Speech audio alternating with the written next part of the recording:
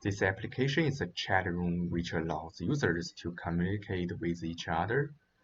In this application, I choose Node.js for server-side, HTML and JavaScript for client-side, and I implement Socket.io to achieve communication and MongoDB for database. First, let me introduce the code structure. There are three main folders. The first one is public folder, where we can store our style files and client-side JavaScript files. The second one is source code, which is about our server side. And the last one is Vim's folder, which contains the HTML files.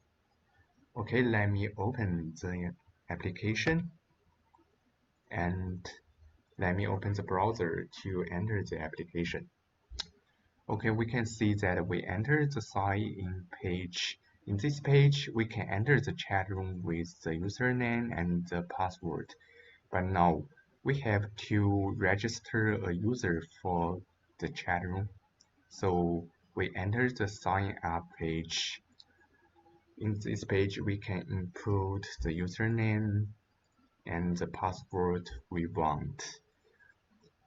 We choose CHI as our first username and click sign up button. We can see that we sign up successfully. And now when we refresh the database, we can see that there is one user in the database.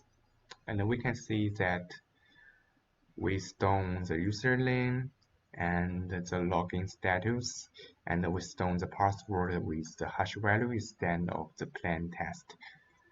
After signing up, we can enter the sign-in page and input the username and the password.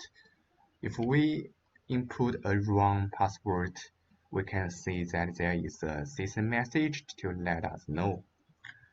We entered the password again with a right password and enter the chat room. Okay, we open another browser and enter the application again, and we register the second user. We can see that if we input the username which is already existed, there will be a system message. We input another username and sign up the second user. Okay, and we enter the chat room with the second username. Okay, we can see that if another user is enter the chat room, there is a system message in the message window, and if we post a message, the message window will be updated dynamically. The message will show in all of the users' message window.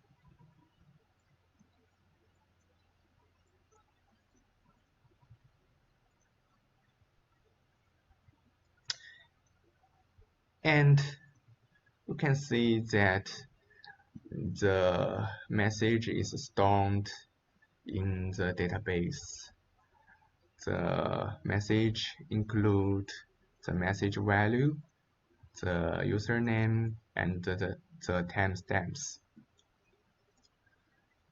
And there is a sign out button to let us sign out. If we click this, we will enter the sign-in page again. And if we enter the chat room again, we can see that the old message will show in our message window,